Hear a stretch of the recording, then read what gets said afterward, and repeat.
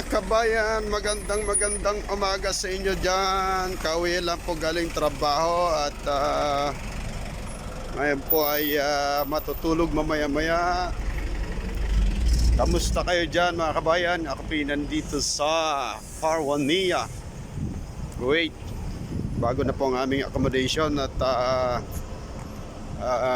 medyo maganda na ang ating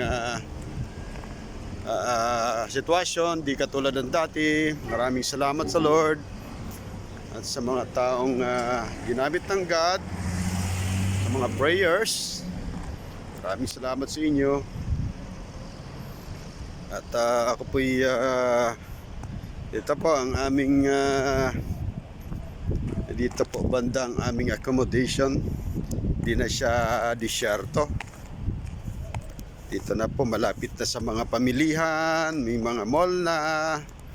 Makakapasyal ka, makakarelax po kayo. Meron pang pinapagawang building sa tabi ng aming accommodation. So, yan po mga kabayan, ang pinapagawang building, bago na naman. Bagong building. So, dito po may mga agad. Dito po ang bakala dito. Ang tawag po ng tindahan dito ay bakala. Ganyan po. Tingnan nyo po ang bakala dito. Yan po, bakala. Yan, kung meron ka mga bibiling mga sabon, Colgate, or prutas, or any pangsahog sa luto, doon po pwedeng bumili doon.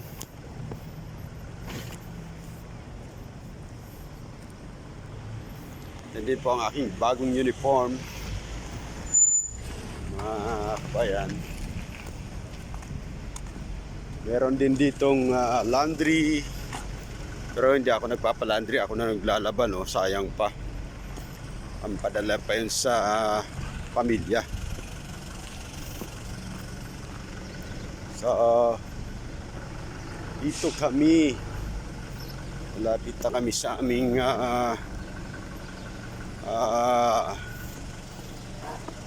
accommodation, pansamantalang tahanan.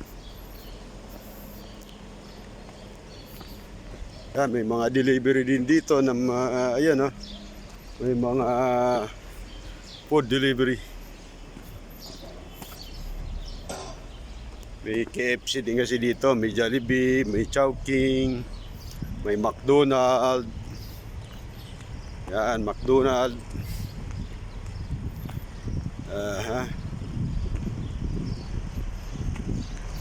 Yan, malapit na po tayo. May taxi rin dito. Yan babiyahe mga taxi.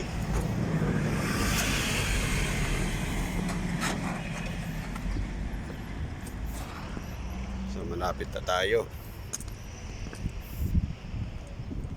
Yan. Dito po ang aming accommodation. Dukan.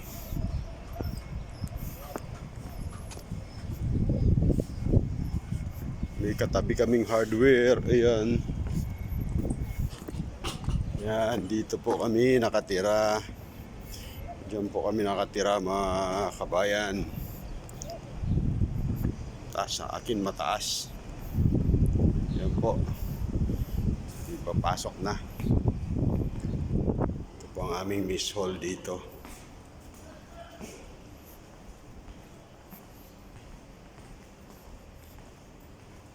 Yan po ang aming miss hall. May timing po yan. Yan ang timing niya. Ang timing niya. Breakfast 5 a.m. 5 a.m. to 8 a.m. breakfast. Then lunch 2 p.m. to 3:30 dahil paiba-ibang schedule ng work. At sa Friday naman 12 p.m. 1 p.m. ang lunch. So ito po ang aming elevator. So Pili lang tayo kung saan po. Yan ang aming elevator. Pwede rin dito para medyo mabilis. 3 na lang. 3 yung isa 7. So mas mauna dito.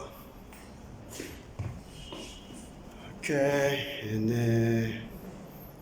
maraming salamat mga kabayan at ito na bukas na ang ating elevator. Yan. Okay, tayo po yung sasakay na. Press. Ganyan po ang elevator dito. Yan po ang keys ng elevator. At yan. At may salamin pa po sa harap. Sa likod. Yan, mamaya bukas na ito. Okay.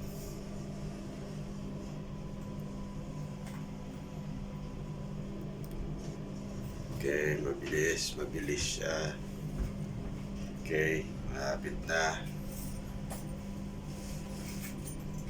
Malapit na.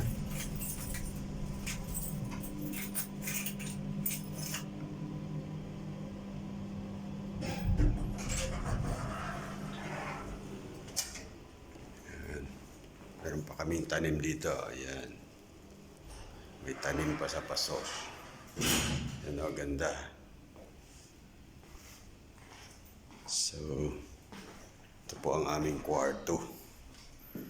Diyan ang aming kwarto, ang aming room. Yan.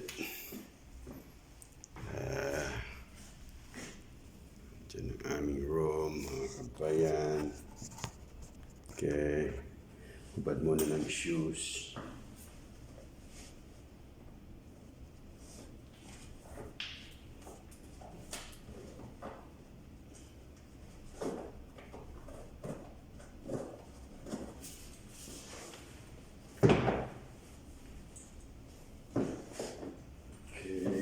Okay, ito ang aking tsinelas, pamalit ng shoes.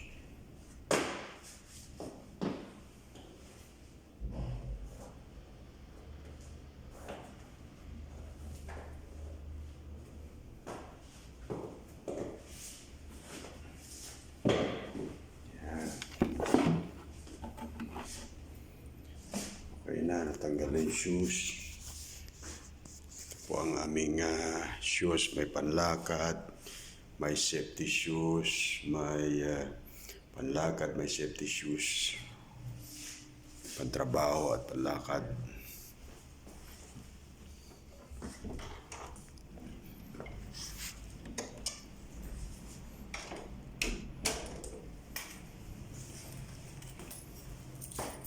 Ito na yung pagkain ko, hinatid na oh. Yan po, inatid na yung pagkain ko.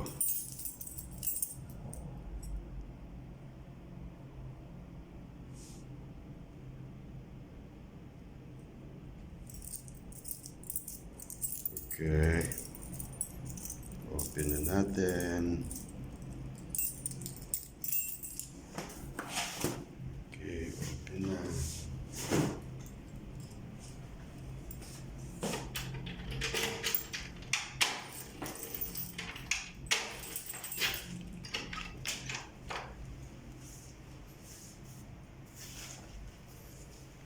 Yan, pasok na ako sa aking room.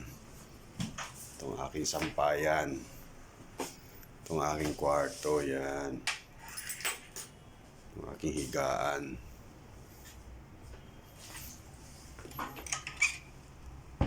So, maraming salamat sa inyo mga kabayan at mamaya matutulog na. God bless at ingat ang bawat isa. Pagpalain kayo nating Panginoon. At keep safe always and pray lang lagi sa ating sitwasyon araw-araw at huwag mawala ng pag-asa. Laging manalangin at laging kumapit sa buhay na pangako ng Panginoon.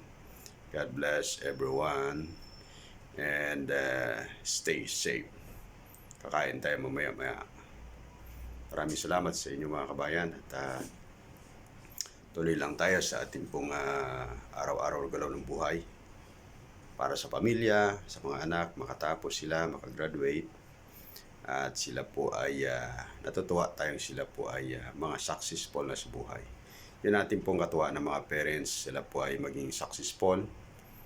Uwi tayo na sulit ating pagod na sila po ay ating pong nasusuportahan at nakikita nating nagsisikap sa kanilang pag-aaral. At kaya huwag kayong mga magulang, huwag kayong sumuko para sa inyong mga anak. At hanggang sila ay malagay sa mabuti, happy na tayo ng mga magulang nila. Maraming salamat sa inyo mga kabayan at pagpalain kayo ng ating Panginoon. God bless everyone and bye-bye. Wow!